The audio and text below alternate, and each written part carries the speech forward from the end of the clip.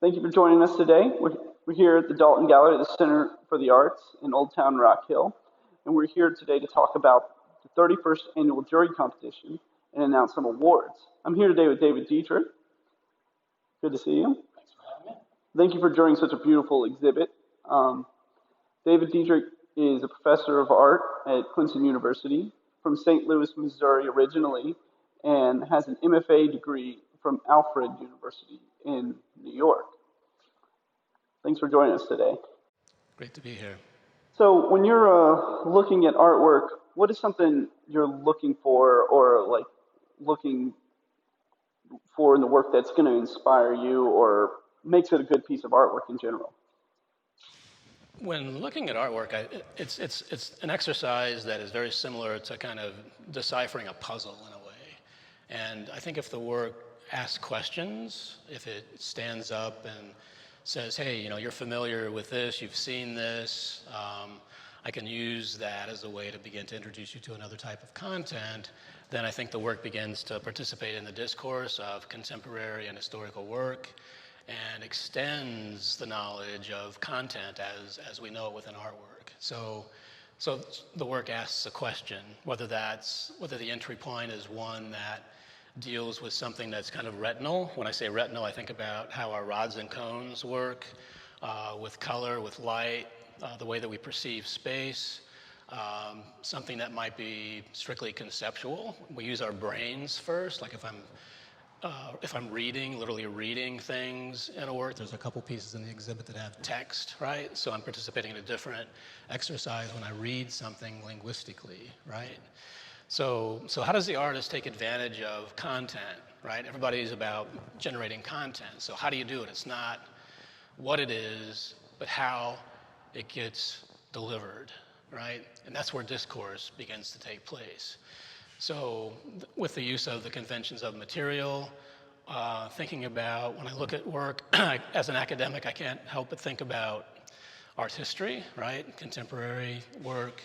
How does it begin to participate in that? Is it participating in it? Is it not? Not necessarily for me or any one person to decide, but as a juror, I look for those things, those prompts. The thing that takes the familiar and renders it in an unfamiliar point of view. I think that's the thing that makes good work.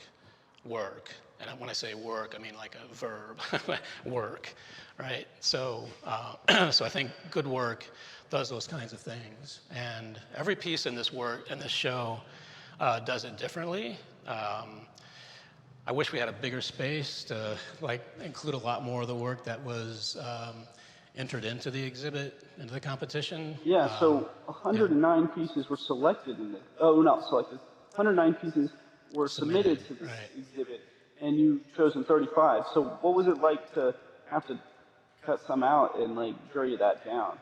I cried. It was horrible. No, it's hard. I mean, when you ask someone to jury a show, you're putting a great deal of trust. I appreciate that. A great deal of sort of power in whether a work is selected, for a show or not. It can be disappointing when your work isn't selected. I've done several of these in my career as a practicing artist. I've been asked to jury, I don't know how many, I'd have to go back through my resume. And it's oftentimes, really easy to kind of get rid of about 50% of the work, right? Not that needs to happen, but when you gave me the charge of taking 109 pieces, high quality pieces, this is what you tell all the gallery directors thing, right? But there was a lot of good work, and if you're not in this show, don't be disappointed, right? We have limitations with space. If there was a space big enough to hold all the work, I can't think of hardly any piece that I wouldn't have accepted into this exhibit. But the reality of it is you have to put a certain amount of work in a certain amount of space, and it has to flow together nicely, which you've done a fantastic job of doing here. So a daunting task, something that I thought that I would get through and get back to you quicker than what I did. I know that you were like, hey, Dave, we got to get this jury thing done. But it really was a wonderful challenge. And it's wonderful to see the work. When you see a digital image of something that gets submitted, you don't really get a sense of material and how the piece really does sort of, take the space that it's intended to be shown in. So I think it's also really, indicative of a really wonderful arc of work that's being created here in the Southeast too, right? I mean, I think any of this work could probably hold up anywhere in the country, quite frankly. So, so kudos to all of you that submitted work, and keep on making work, never give up, be like a shark, keep moving, right? So, good job. In a great place too, by the way. Yeah, so let's talk about some of those winners. All right. So first we're going to start off with our honorable mention. We have 2 honorable mentions this time. The first piece we have here is by Robert SIMONEAU, titled Serial. David, give me a few comments on what made you choose this piece for an honorable mention award. This is a great little piece. I really enjoy the sort of found nature of the materials, the visual kind of layering that takes place between what's foreground, middle ground, background. When I look at work, I try not to read the title description first. I want the work to be the voice of the artist in some fashion. So the way that these elements between kind of the rendering of the figure, the kind of the sequential nature of how the figure gets placed and played from left to right becomes a curious kind of entry point. The notion of a multiple, right? When we think about a singular thing, that's very different than when you see several of one thing. So for me, that indicated something about something that was mechanically produced. And upon further investigation, when you begin to kind of peel back through the web and the layering of materials, you can start to see reference to food production, ground pork, hamburger, poultry, fish, the different temperatures that these things that become part of our sustenance, have to be maintained to be safe for our consumption. So thinking about what produces what we consume, the nature of who we are, we see them as very kind of separate things, kind of an us and them, kind of proposition between food manufacturer, unless you're obviously growing food on your farm out of your backyard. But if you're relying upon the grocery store, then there is this kind of machine involved in a way. And I think the title Cereal, when I ultimately came around to seeing that as the title, just kind of really reinforced some of the visual relationship between the parts. So just a really wonderful sort of, there's a quickness, there's a kind of haphazardness to, I'm walking down the street, and I dunk into an alley and I find this old window frame, and I picked up a few, fragments of plastic on the sidewalk on the way back, and I can imagine this guy's studio might just be this wonderful pile of, rich stuff that he can begin to kind of draw things of and put things back together. So really great work in that regard. It's also interesting because, this person has made an object more than just a flat painting or just a print. It's an object that we start to see all the parts of, and instead of the artist making an image for us to interpret, we kind of have this object with pieces and materials that we see through and see the surface of and understand where it came from. That makes this unique experience for us as viewers. Yeah. Well, sweet, nice work. Yeah, let's move on to the next honorable mention. So the next piece we're going to introduce is another honorable mention. This piece is by Jordan Fowler, titled Consumer Column 4. By far the heaviest art piece we have in this exhibit. It's made of concrete. What made you choose this piece, David? Well, it's an interesting piece because it could pretty quickly be kind of placed in kind of high modernist sculpture. If you think about some works maybe from the 40s, 50s. I'm an academic, so I go to art history first, maybe unfortunately, but I think a part of the discourse of how we make art, in the 21st century relies to a certain degree, not beholden to, but certainly relies, to a certain degree on the work that's preceded us. We have to be responsible for understanding where that takes place. So one could quickly walk by this as a kind of maybe even an artifact or a relic or something that you might even find as part of this quirky part of something else? Does it talk about something bigger than what it is? Something almost architectural in some sense. Totemic, architectural, right? But then when you look at it really closely, again, not reading the titles necessarily, but to determine that it is, concrete. Concrete's not necessarily just a 21st century invention, but it has a baggage. All material has baggage. So why did this artist choose to make this piece out of concrete? I think there's content in that. When you look really closely again, you can start to see what looks like some textures of packing materials, things that your TV set might have come in, or your vacuum cleaner, right? The thing that ultimately becomes something that ends up in a landfill, right? That contributes to hydrocarbons that are on our planet. So all of a sudden, the subtlety of concrete and post-consumer material really begins to kind of undo and begins to kind of reformulate what my initial assessment of this work really was. So I like the sort of the carrot in a way that was extended, and the historical place of sculpture, heavy sculpture. Maybe sculpture by the pound could be a good way to sell some. There's something else that I find interesting in this piece when you talk about the packing materials that were used to cast the piece. This balance between impermanence and permanence. So you got impermanent materials that end up in the landfill, and then you have this permanent object of concrete that has this weight visually, physically, and kind of conceptually too. So I think that's an interesting balance. Nice work. Yeah, wonderful. So our first, second, and third place awards are sponsored by Kathy and Larry Wilson. Those awards are $250 for third place, $500 for second place, and $750 for first place. So right now, we're going to talk about the third place award, which is Janice Mueller, November 3rd, 2019. So this painting with all these white dots and on a blue background, what drew you to this piece?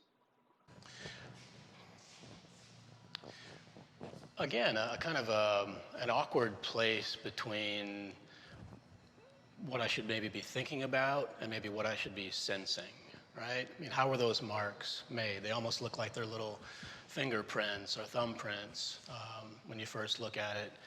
The reference that it has certainly to pointillism, and I think it maybe some of Chuck Close's paintings, and the way that image gets constructed from a unit in a way. So how it participates in some discourse that preceded it becomes, again, an interesting entry point, for me. The way that certain values advance, others recede, becomes this first and foremost a kind of a retinal or sensory experience.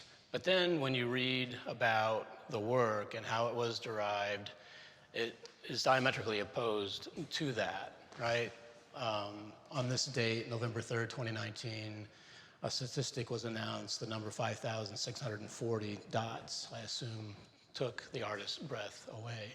And each of the white dots essentially represents a child held in captivity on the southern border on that particular date. So all of a sudden, this kind of how I see things through my rods and cones in my eyes just gets blown completely out of the water in relation to each of these dots representing a child. It kind of develops from an abstract visual that you're taken into a conceptual political statement, and has that second life as a piece, which is interesting because it begs you to talk to it more or listen to it a little bit more, and empathize with each one of those little dots on the painting. It's very there's that depth to the piece that the artist foresaw a visual and related it to a reality in the concept, which is very interesting. And something I discovered when I looked at the piece a little bit further, I didn't see it in the image when I juried the exhibit, and this may have been prompted by reading the text that, I don't know again, maybe me reaching here, but it almost looks like there's the formation of a child's face in the right side of the painting, if you think about maybe a set of eyes and a nose and the formulation of a mouth or a chin here. Kind of becomes really haunting in a way, if that's indeed part of the artist's intent. Maybe, maybe not, but hey, I'm the viewer, that's what I see, so so there you have it. Well, Nice it shows that you have that little, like, that you spent the time with the piece, and now you have a little further connection with it, that you're being able to interpret and see things like deeper than what is probably there or could be there. And that's why this piece is successful, because it plays with the conventions of how painting could be painted, right? How painting has been painted, right? But then all of a sudden it's not that too. So really, really pretty cool. So now we're here to talk about the second place winner award, sponsored by Kathy and Larry Wilson for $500. This is painting titled Fast Satisfaction by RONNI BRASHEAR. So this is an oil painting on panel. What kind of inspired you about this work? This painting is kind of all over the place, which is part of what I like about it. I feel like I'm showing up about 40 minutes late to some drama in the backyard of some David Lynch film or something, but the piece, it's fraught with symbolism, right? We have snakes and alcohol and stop signs and this goofy dog that just seems to be like, whatever, dude. Just fine with everything going on right now. Just a dog here. You humans can do what you want to do, but then just kind of the way that it's really there's places where that's really really painted, right, with a capital P, and then there's other areas that are kind of left kind of undone, unfinished. To me, like the pants look like, just the beginning of some underpainting where some details might begin to be laid in on top of that. But I think it's that undoneness, for me, that coincides with the nature of the content of the work. What preceded this event, right? How did we get to this point in this kind of narrative? And, what's going to happen towards the end of the film when who knows what shows up next. But, it's playful. Looks like the kids, I guess, are kind of having a good time jumping over this flaming pile of something. And it's just really, it's allegorical, it's quirky, it could be biblical in some way with the snakes and whatnot. Is it a parable? Is there something else at stake within the relationship of the parts? But it's a really interesting, I see it as a kind of like a visual puzzle in a way. I mean, it is a fully created image, but it's still like evasive in terms of what it adds up to. You have all those different pieces to like investigate, like the snakes, the stop sign, what's going on in the background, what's going on in the foreground. Also, like, what I find so interesting about this piece is the anonymity of all the characters in it. So, most of the figures in this painting all like are anonymous. There's not a face except for this one child over here, or at least appears to be a child. But you can almost start to think about what all these faceless characters are doing and participating in their roles in this like event, because it's this chaotic event. Something's burning in the middle of the yard, and snakes are coming out of it, and it's like you can sort of put yourself in that setting, which is kind of. I think the dog knows more than he's letting on to believe. There's something happening like over here. It's going to come in and. The next scene. Right, the next scene. Wonderful. Cue the cat. Right. Cool. All right. Thank you. Cool. Let's move on to first place. So now we're going to present our first place winner, which is also sponsored by Kathy and Larry Wilson, for $750. And this piece is titled I Shine, You Shine by Oscar Soto. So it's this shoe shine chair made from wood. What inspired you about this piece? Yeah, it's again, I think good artwork asks questions, right? It's not here to tell us what we already know in a way. And even though I know, some of the elements, the formal elements of the piece, the chair, the use of material, it still begins to become really intriguing in the way that a chair is something that indicates something about a figure. I mean, a chair is a chair because of who we are as humans, our anthropomorphism, the way that we have to sit comfortably, et cetera, et cetera. So even though there aren't actual figures in play in this particular work, I still see it as a really kind of figurative, and interestingly figurative work. So given the singular nature of the chair, is it about the relationship an individual has to him or herself? The fact that there are two chairs, is it about a relationship or how communication takes place in this kind of teetering moment of, discussion or discourse? So is it some kind of ritual object in a way? I mean, it has that kind of nature to it as well. So it becomes, animated, even though it's not like kinetically, moving around the room. It'd be wonderful to turn it over to a playwright and have some play constructed based upon, the interpretation of this curious object. Well, it's also, like we said, it's a chair and it has these formal elements, but it also is kind of begging for some sort of participation or some sort of action to be taking place using it. Also, like, the level of craft of this piece is like miraculous because, it's made from pine. It's sanded very smoothly. Yeah, and I think that notion of craft is critical. Not that all things have to be highly crafted to be valuable, but I think craft can make the absurd believable. Craft can make the absurd tangible. Craft can make us believe in something that maybe, or create a question about something that maybe we wouldn't otherwise, think about. And as I talked about concrete in Jordan Fowler's piece, I also have to put myself in the footstep of the artist, choosing pine as a material. Here you have this like super high-end, really super well-crafted piece of furniture in a way, but it's made out of a material that doesn't typically play that role, right? We think about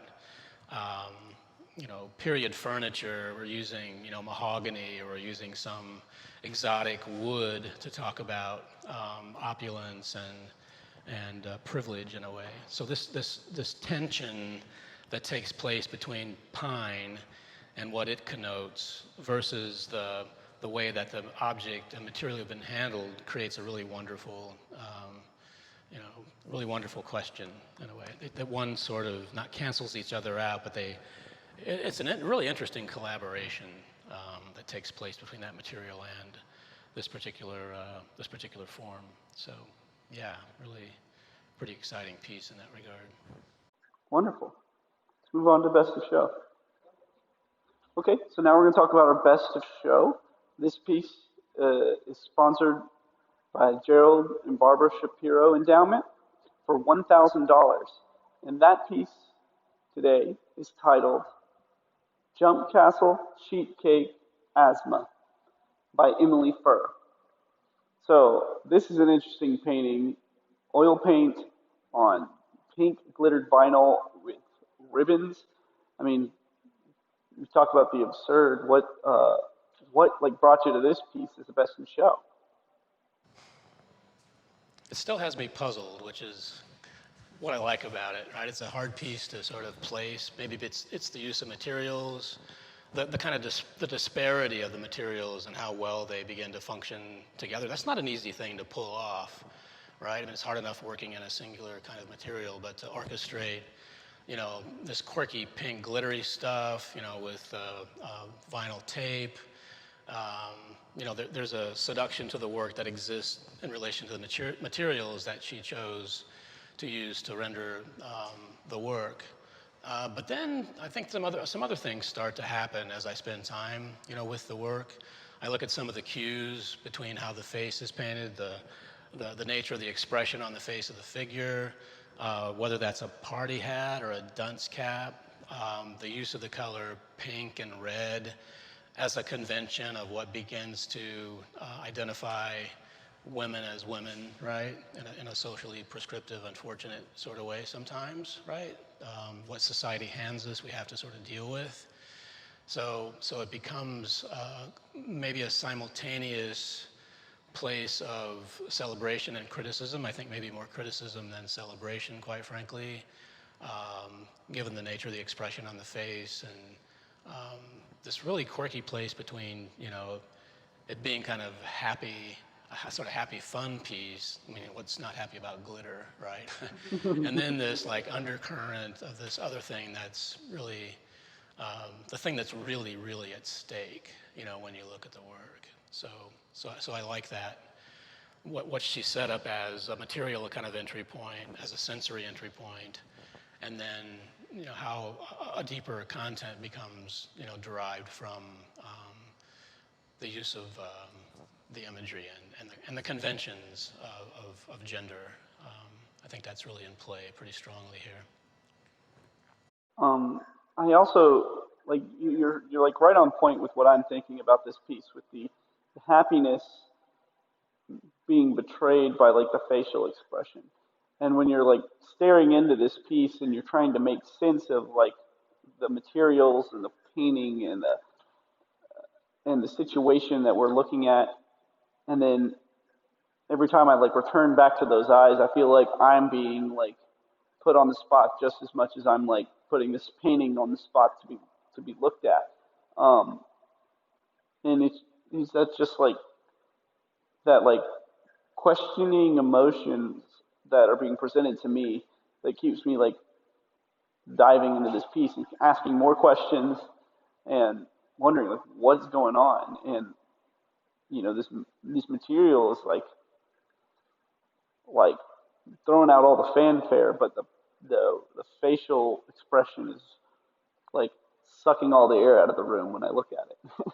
I think it's pretty critical too that the figure seems to be rendered on a scale of 1 to 1. I mean, that is plausibly the scale of a human being, maybe, you know, maybe taller. I don't know how tall Emily is, but I think that becomes an interesting point too, as opposed to sort of we could take the same piece and maybe have the same content at stake if the piece were maybe half that scale. But because it is 1 to 1, I mean, I think the viewer becomes somewhat implicated, right? It's sort of standing there as witness to something, or staring back, you know, with some, you know, with some kind of way that the piece is communicating. I think that, you know, is part and parcel similar to the way the materials begin to operate as a way of, you know, kind of reaching out, extending something, you know, that is for the viewer. So I think a really, really critical use of scale along with materials too. And the fact that it spills out onto the floor in the space that I'm standing, right? When you look at artwork, that's the artwork, and this is me, right? So unless you're doing like installation work where it becomes about the environment, then there's always this like invisible envelope between what you're looking at, what's being communicated, and how you become a kind of a participant in a way, right? We can be observers with art, or we can begin to become participants. And I think because of the way that this begins to spill out into my space, you know, as the viewer, I'm implicated in this set of variables as well. So I think another part of what makes the piece successful for me. Wonderful. Well, thank you for joining us today. And thank you, David, for joining us and talking about this show. And I mean, you've juried a wonderful exhibit from the 109 pieces selected. If you would like to check out the exhibit, it's online at yorkcountyarts.org. There are prices. You can purchase work. Just send us an email. And you can click through and see all the pieces in the exhibit, know what mediums they're made of, learn the artists' names. And just send us an email if you have any questions. Thank you.